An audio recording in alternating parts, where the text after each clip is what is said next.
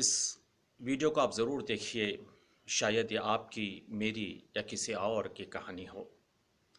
ایک صاحب فرما رہے تھے کہ افریقہ کے ساحل کے کنارے ایک چھوٹا سا شہر تھا۔ وہاں پر لوگوں نے مسجد بنائی تھی اس محلے میں، اور محلے میں ایک حافظ تھے، اس لیے اس حافظ کو لوگوں نے پیش نماز بنا دیا تھا، پیش امام۔ لوگ مسجد کو جاتے تھے، نماز پڑھتے تھے، اور اس پیش امام کی بڑی عزت کرتے تھے۔ ایک تو حافظ تھے اور دوسرے پیش امام تھے۔ رسم یہ ہوا تھا کہ رمضان کے مہینے میں کوئی نہ کوئی پیش امام صاحب کو افطار کے لیے اپنے گھر پر دعوت دیتا تھا۔ ایک صاحب تھے جو بڑے نمازی تھے اور ہمیشہ اذان سے پہلے مسجد کو پہنچ جاتے تھے، اور ان کی صحیح یہ تھی، تلاش یہ تھی ان کی کہ ہمیشہ پیش امام کے پیچھے صف اول میں نماز ادا کریں۔ رمضان کا مہینہ آیا، ان کی باری ہوئی، اور انہوں نے پیش امام کو اپنے گھر پر دعوت دی، افطار کی۔ اچھے اچھے کھانے بنائے اور پیش امام کو دیے، اور جاتے وقت بھی انہوں نے پیش امام کو کھانا دیا بہت سارا، تاکہ وہ اپنے بچوں کو افطار کے لیے یا سحری کے لیے کھانے میں دیں۔ پیش امام صاحب نے ان کے لیے دعا کی اور وہ چلے گئے۔ دوسرے دن صبح میں جب یہ نمازی جس کا ذکر ہو رہا ہے، اس کی بیوی گھر کی صفائی کر رہی تھی، تو اسے ایسے لگا کہ طاقچے پر جو پیسے رکھے تھے، جو کرنسی تھی، ان کی نوٹ جو رکھے تھے، وہ غائب ہیں۔ اس کی بیوی نے بہت ڈھونڈا، یہاں تلاش کیا، وہاں تلاش کیا، اسے کہیں پر وہ نوٹ نظر نہیں آئی۔ اس کی بیوی نے یہ سوچا کہ شاید اس کے شوہر نے یہ پیسے اٹھائے۔ شام میں جب شوہر آیا تو اس نے شوہر سے سوال کیا، وہ جو طاقچے پر پیسے رکھے ہوئے تھے تم نے اٹھائے؟ شوہر نے کہا میں نے نہیں اٹھائے۔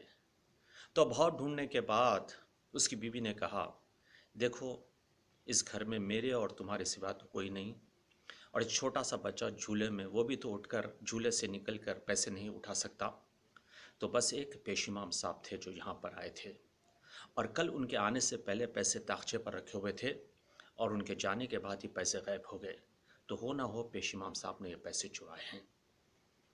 اس آدمی کو یہ برا لگا کہ پیش امام کو اگر پیسے چاہیے تھے تو اس نے مانگا کیوں نہیں، چرائے کیوں اس نے، اٹھایا کیوں وہاں سے اس نے؟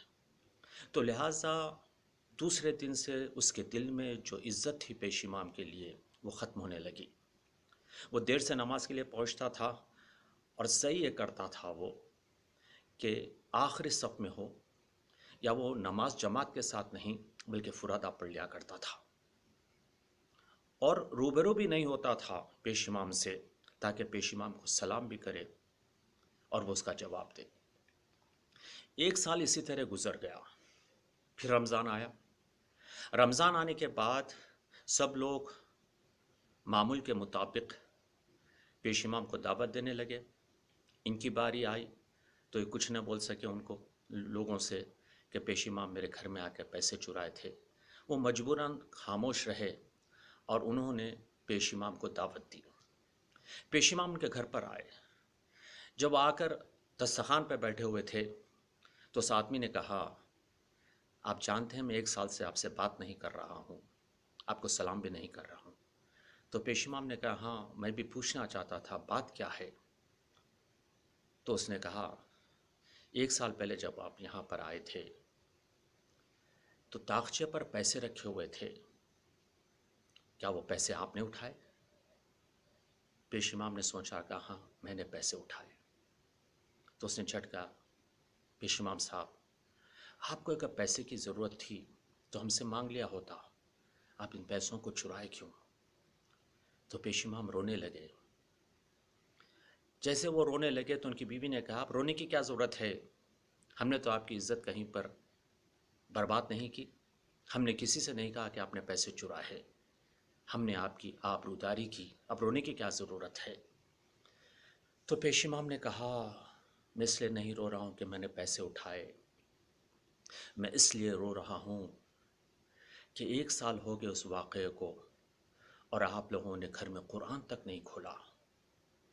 اس دن جب آپ لوگ کچن میں تھے اور کھانا بنانے میں مصروف تھے تو ہوا کا جھونکا آیا کھڑکی سے، اور وہ نوٹ اڑنے لگے۔ تو میں نے سوچا کہیں پر گر جائیں گے۔ میں نے اٹھا کر انہیں فرش کے نیچے رکھنا چاہا، لیکن میں نے کہا شاید فرش کے نیچے آپ لوگ اسے ڈھونڈ نہیں پائیں گے۔ میں نے جو قرآن رکھا ہوا تھا، قرآن کھول کر اس کے بیچ میں نے وہ پیسے رکھ دیے کہ شاید آپ لوگ جب قرآن کھولیں گے کل صبح میں تو آپ کو پیسے مل جائیں گے۔ اور میں بتانا چاہ رہا تھا آپ کو، میں بھول گیا۔ افسوس یہ ہے کہ آپ لوگ کیسے مسلمان ہیں، مسجد تو آتے ہیں، نماز تو پڑھتے ہیں اور پھر افطار بھی دیتے ہیں، لیکن 1 سال ہو گیا آپ لوگوں نے گھر میں قرآن تک نہیں کھولا۔ جی ہاں، یہ کہانی شاید ہم میں سے بہت سے لوگوں کی ہے۔ کبھی کبھی جب ہمیں پتہ چلتا ہے، خبر ملتی ہے کہ کسی کافر نے قرآن کی توہین کی ہے، تو آپ دیکھتے ہیں کس طرح سے لوگ سڑک پر نکل آتے ہیں، احتجاج کرتے ہیں، نعرے لگاتے ہیں، نعرے بازی کرتے ہیں کہ بھائی قرآن کی توہین ہوئی ہے۔ لیکن پتہ نہیں انہی میں سے کتنے لوگ ہیں جنہوں نے اپنے گھر میں رکھے ہوئے قرآن کی طرف دیکھا بھی نہیں، اسے کھولا بھی نہیں۔ ایک سوال ہے، وہ کافر جو ایمان نہیں رکھتا قرآن پر، اس نے قرآن کی توہین کی، اس کا جرم زیاد ہے، اس کا گناہ زیاد ہے، یا اس شخص کی جو اپنے آپ کو مسلمان کہتا ہے اور قرآن پر ایمان رکھتا ہے اور قرآن کی طرف توجہ نہیں دیتا، قرآن کو کھولتا نہیں اور قرآن کی توہین کرتا ہے؟ آپ ہی بتائے، گناہ اس کافر کے زیاد ہے یا اس مسلمان کی جو اپنے آپ کو مسلمان کہتا ہے؟ اگر یہ ویڈیو آپ کو پسند آئی ہو تو آپ شیئر کیجئے۔ شاید ان میں سے بہت سے لوگ ہیں جو آج بھی اپنے آپ کو مسلمان کہتے ہیں، قرآن پر ایمان رکھتے ہیں، اور کہیں پہ اگر قرآن کی توہین ہوتے ہیں تو وہ بھڑک اٹھتے ہیں، روڈ پر نکل آتے ہیں، لیکن خود کبھی بھی قرآن کی طرف دیکھتے نہیں اور قرآن کی توہین کرتے ہیں۔ اللہ حافظ۔